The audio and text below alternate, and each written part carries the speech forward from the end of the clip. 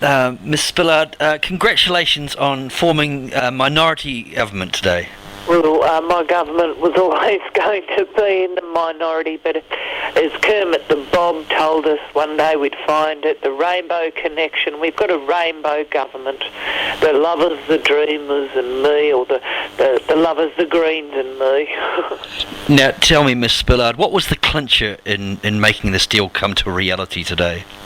Well, basically, I dressed like Sharon Stone in Fatal Instinct, and when it came time to final negotiations, I just crossed and uncrossed my legs.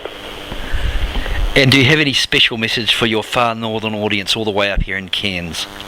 Look, I still am committed to creating the world's biggest water slide. It is a pipe dream, literally, that I'd like to see come to life in Cairns, and turning Cairns into a permanent tourist culture centre where they're not asylum seekers, they're permanent tourists, and that way we will revitalise business in far north Queensland.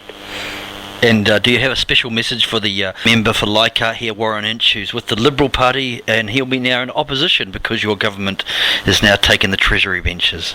Well, as always, I look forward to some vigorous debating from Mr. Inch. He's well versed in serving his electorate. I congratulate him on his win. What are the key messages that you'll take forward into this very historic day in Australian politics? Well, I've shown people that I can turn myself into a pretzel to fit into the shape that will move Australia forward, and that means moving forward together with a whole group of people, all needing to get on and negotiate with each other before we take it to the people of Australia. Basically, it's going to be tough. You were quite famous through the election campaign of saying negotiate. Can you say that to our audience one more time? Well, I don't see what's strange about the way I say negotiate.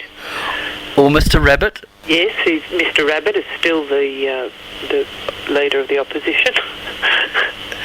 And I guess you'll be pleased that he still remains the leader of the opposition.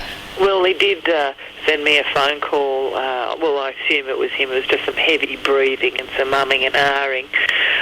But I'll take that as a congratulations, sure.